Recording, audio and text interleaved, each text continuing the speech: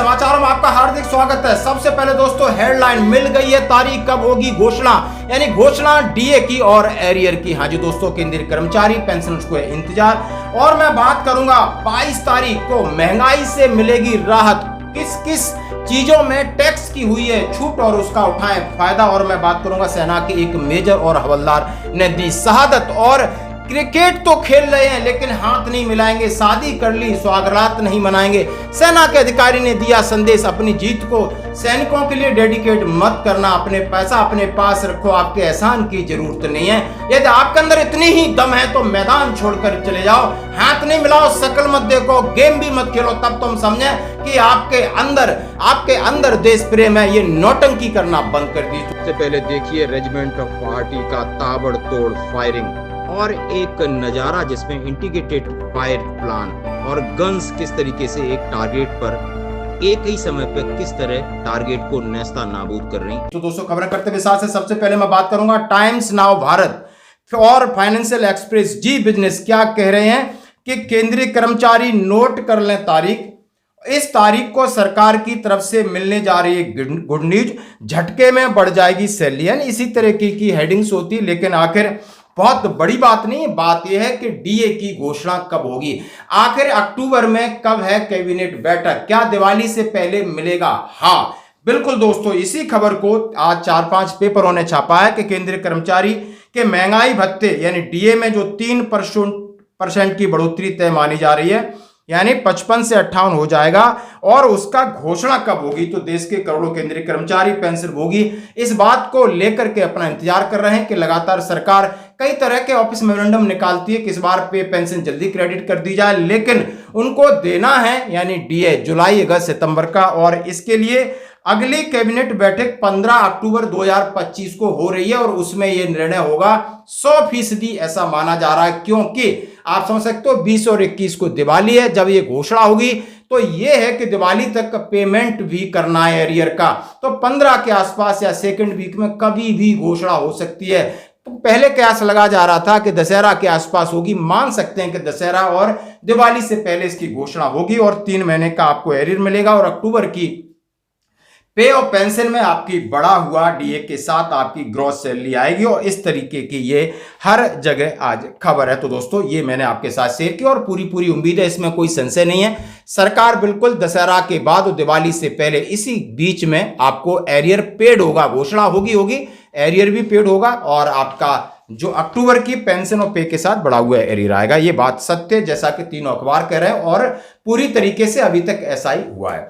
अब मैं दोस्तों बात करूंगा 22 सितंबर, बड़ा दिन है और यहां पर आप सीधी सरकार ने यानी जीएसटी स्लैब को 2 भागों में किया है, 5% और 18%, 12% और 28% को खत्म कर दिया। तो बहुत बड़ी बात है, आप समझ सकते हो, जिस चीज पे 12% आपको टैक्स लग रहा था वो 5% हो जाएगा यानी, और जिस पर 28 लग रहा था 18 हो जाएगा, और जिसके ऊपर 5 था कईयों पर 0 हो जाएगा, 5 वाले भी 0 हो जाएंगे। तो आखिर मोटा क्या क्या चीजें सरकार जीएसटी का तोहफा आम नागरिकों को 22 सितंबर से देने जा रही है।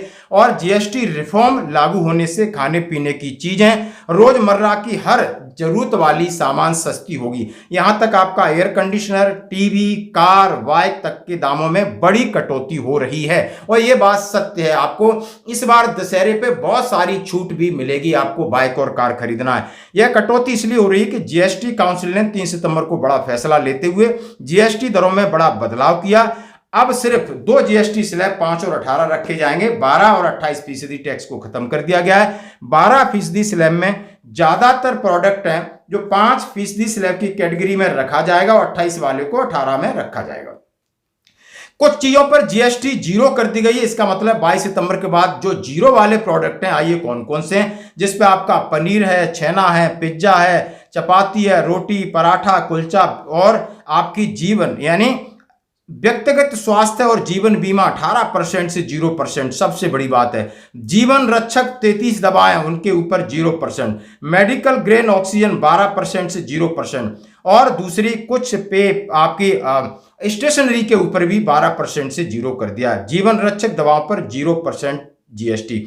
और फूड आइटम के अलावा हेल्थ सेक्टर को भी 0 जीएसटी का तोहफा मिला है और इसके अंदर हेल्थ इंश्योरेंस से लगाकर कुछ आपकी मेडिसिन के ऊपर काफी छूट दी गई। हम इसका स्वागत करते हैं कि इस महंगाई के दौर में यदि आप बाकी चीजें नहीं दे सकते तो कम से कम आम आदमी सभी को यह फायदा होगा, चाहे वो गरीब है अमीर है, सबके लिए बहुत बड़ा फैसला। अब मैं बात करूंगा दोस्तों, सेना के एक मेजर साहब शहीद हुए और एक सेना का हवलदार। और मेजर साहब समझ bad news, India lost brave heart major Aparant Raunak Singh. हाँ जी दोस्तों, ये बारामूला में शहीद हुए हैं। सेना मेडल थे, 2023 में सेना मेडल मिला था, लेकिन वहां पर क्या इंसिडेंट हुआ है इस तरीके की अभी कोई खबर नहीं आई है। साथ ही एक हवलदार बल्लेव चंद का बलिदान हुआ है। और आप समझ सकते हो कि जम्मू कश्मीर के उधमपुर में आतंकियों से मुठभेड़ में हिमाचल प्रदेश बिलासपुर के झूंठा थे गांव के हवलदार बल्लेव बलिदान हो गए। जानकारी के अनुसार बल्लेव शुक्रवार देर रात उधमपुर के जंगलों में आतंकवादियों से मुठभेड़ में घायल हो गए थे और वहां पर उन्हें घायल में एडमिट कराया गया और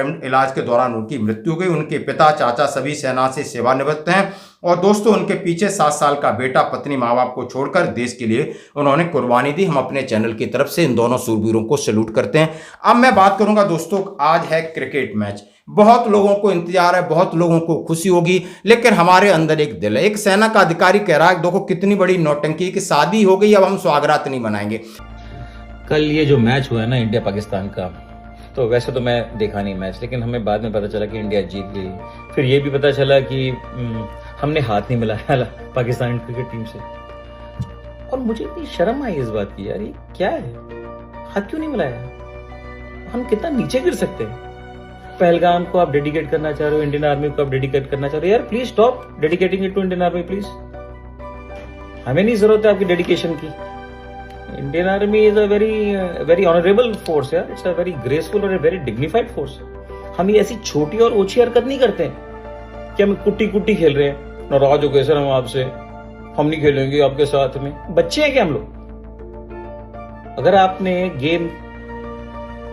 गेम खेला है तो हाथ मिलाना चाहिए था। अगर आपने हाथ नहीं मिलाना है तो नहीं खेलते गेम यार। आपकी इतनी है बड़ी ताकत और नहीं खेलते। This is not the way you can do. You are very responsible people. आप लोग बड़े क्रिकेटर्स हो और आप लोग बड़े लोग हो और देश में लोग बहुत आपकी इज्जत करते हैं, आप बहुत बड़े इन्फ्लुएंसर्स हो। आप क्या सिखा रहे हो इस जनरेशन को यार? ऐसे करते हैं?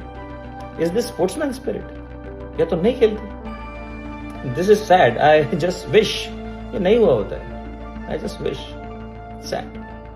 यानी इंडियन क्रिकेट टीम कितनी मतलब बकवासबाजी कर रही कि वहां पर हाथ नहीं मिलाएंगे, उनकी तरफ शक्ल नहीं देखेंगे और फिर उसके बाद मैन ऑफ द मैच या जो जीत है अपने सैनिकों को डेडिकेटेड कर रहे हैं। डेडिकेटेड क्या करते हो? डेडिकेटेड से आपने पैसे दे दिए क्या? आपने फीस दे दी? और हाथ नहीं मिलाने से मतलब आप ग्राउंड छोड़ दीजिए ना। आपके अंदर दम है, आपके अंदर इतने अरबों रुपए आईपीएल कमा के घूम रहे हो और बहुत सारे प्रचार करके नौटंकी कर रहे हो। आप भी वो नाचने गाने वाले जो लोग हैं उनकी कैटेगरी में हो। आपके ऊपर कोई भरोसा करने वाला नहीं। आप बस मनोरंजन करते रहो, लूटते रहो और सैनिक इसी तरीके की शहादत देता रहेगा, क्योंकि सैनिक पैदा ही होता है यानी। और सैनिक होता कौन है? एक गरीब परिवार से होता है। आपके परिवार से आपका बेटा फौज में सोल्जर जाएगा? नहीं जाएगा।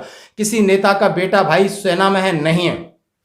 किसी उद्योगपति का है? नहीं है। क्योंकि हाँ, आम किसान का बेटा जाता है, जवान के बेटे जाते हैं और जेसीओ के बेटे जाते हैं, सेना में अधिकारियों के बेटे जाते हैं, अधिकारी बनते हैं। इन लोगों ने ही ठेका ले रखा है। आप क्रिकेट खेलिए, मजे करिए, बिल्कुल नौटंकी कम से कम मत करिए कि अब आप डेडिकेटेड कर रहे हैं और हम हाथ नहीं मिलाएंगे, हम मुंह नहीं धोएंगे। आप हाथ मिलाओ, गले मिलो, नाचो गाओ, जो भी करना है करो। बस हमें पता चल गया कि यानी जो बॉलीवुड है, हॉलीवुड है और क्रिकेटर, इनमें ज़्यादा अंतर नहीं है। और इनका कहना और इनका कथनी करनी, जिस तरह नेताओं की आप चल रही बदजुबानी, आप समझ सकते हो, इनके ऊपर भरोसा करना बिल्कुल ही